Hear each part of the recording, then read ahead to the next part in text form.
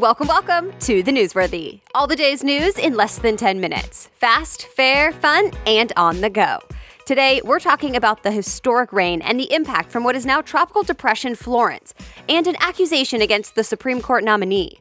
Plus, a private trip to space, the new software update from Apple, and the Emmy Awards. Those stories and many more in less than 10 minutes. I'm Erica Mandy. Today is Monday, September 17th. You ready? Let's do this.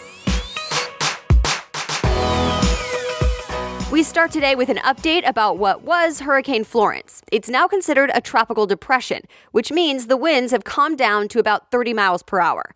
But the storm is still taking a toll. Here's the latest as of early this morning. The AP reports there's some major river flooding and flash flooding happening in large portions of both North and South Carolina. The amount of rain is being called historic, and it's not over. AccuWeather says more rain is expected today and maybe tomorrow, and the flooding concerns could last a couple more weeks.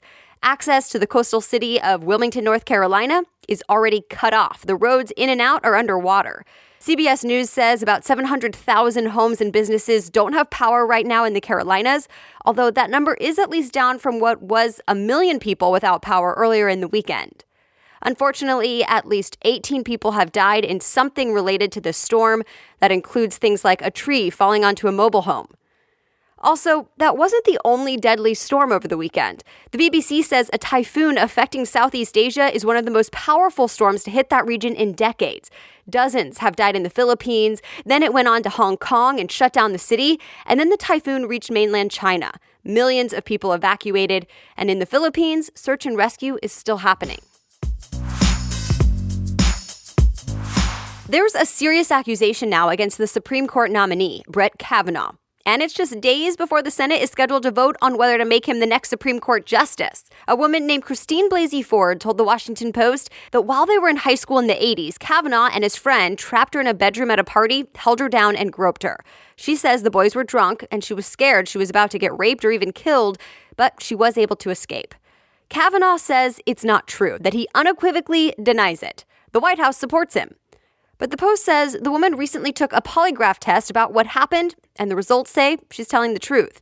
She's now a university professor and research psychologist who says she realized only later in life the lasting impact that incident had on her. So what now? The vote about whether Kavanaugh will become the next U.S. Supreme Court justice is supposed to happen this Thursday. Some lawmakers want to keep it that way, and they say, isn't it convenient that this is coming up now just before the vote? But other lawmakers are saying, let's wait, put the vote on hold, that this allegation must be taken seriously and investigated first. So, to be continued. The Russia investigation just took a turn. The former Trump campaign chairman, Paul Manafort, took a plea deal, meaning he's pleading guilty to charges like conspiracy against the U.S., and he's now willing to cooperate with investigators. In exchange, he'll likely get a shorter sentence for his crimes. The AP says the big question now is what exactly does he know? What will he tell investigators? Even though the charges against him were not from his time with the Trump campaign, it seems there are no limits on what info he might hand over. Remember, the special counsel is looking into any possible collusion between Russia and the Trump campaign during the 2016 election. And part of that led to Manafort going to trial. The jury found him guilty on some charges, but could not agree on others. So now, the plea deal. But President Trump's lawyer, Rudy Giuliani, is saying this cooperation will not be about the president because there was no collusion. And the president himself still says the investigation is a witch hunt. Get ready to get a text message from the president. Sort of. It'll be the first presidential alert sent to your phone this Thursday, but it's just a test. It'll test the messaging system for the Federal Emergency Management Agency, known as FEMA. And this particular alert makes sure the president can quickly tell the American people something in a major disaster or national emergency. Digital Trends says the message will say it's just a test, unless, of course, there's a real emergency that day, then take it seriously. Either way, you don't have to do anything special. If your phone is on and you have service through one of more than 100 wireless carriers that are part of the FEMA system, then you should get that text this Thursday. You may also see the test on TV and radio. A quick break now to thank our new sponsor, HelloFresh. HelloFresh is a meal kit delivery service that lets you skip all the stress of planning and shopping for dinner and spend more time doing what you love. All of the ingredients are pre-measured and delivered right to your doorstep, and the recipes come on pictured step-by-step instruction cards, so it's super easy and super convenient and really delicious. Plus, the recipes only take about 30 minutes to make. So, a couple of my favorite recipes from last week include the chicken pineapple quesadillas and the veggie-loaded orzo and sausage. And if meat isn't your thing, don't worry, you have choices. There's classic, veggie, and family plans. So, of course, you get a special offer if you try it out for a total of $60 off. That's $20 off your first 3 boxes. Go to HelloFresh.com/Newsworthy60 and enter the promo code Newsworthy60. So that's HelloFresh.com/Newsworthy60. Enter the promo code at checkout, Newsworthy60, for a total of $60 off. I can't wait for you to try it and actually look forward to making dinner. Now, back to the news.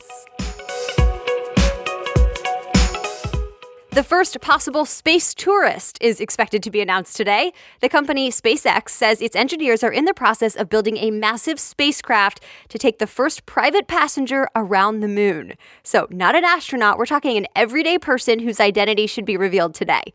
Business Insider reports this mission is meant to show off a 2-part launch system called a Big Falcon Rocket, or BFR. And it is really big. The spaceship and rocket booster together will be 35 stories high, taller than the Statue of Liberty.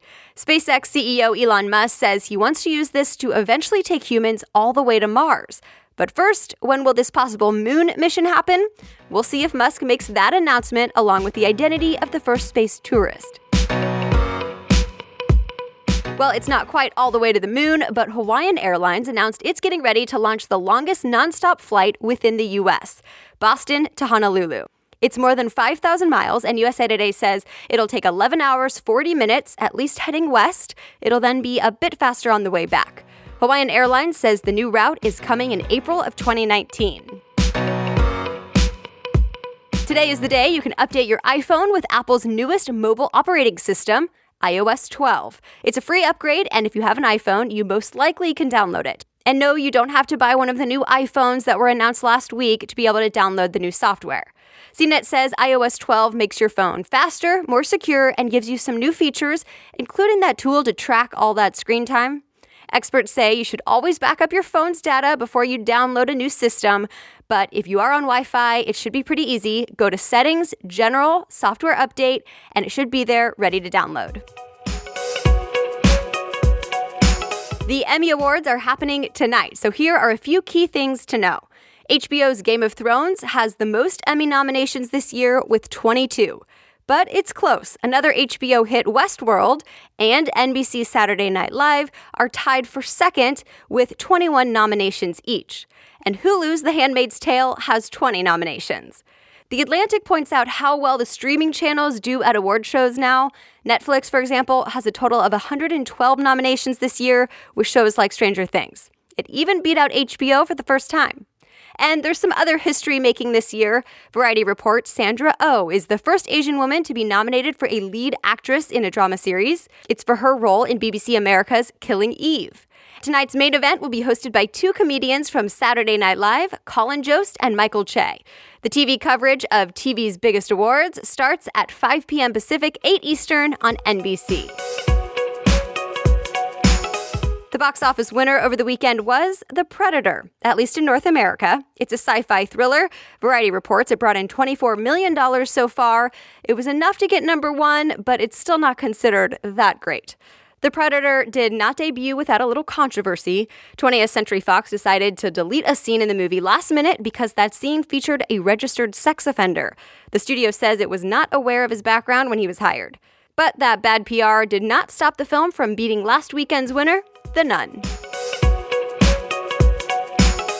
And that's it. Thanks so much for listening. If you want to read more about any of the news stories we talked about today, I try to make it easy for you. Just check out today's show notes. You can find them at thenewsworthy.com. From the homepage, click episodes, and then find today's date. The Newsworthy is ready for you to listen every weekday by 4 in the morning Eastern Time. So I'll be back with more news tomorrow. Have a great day.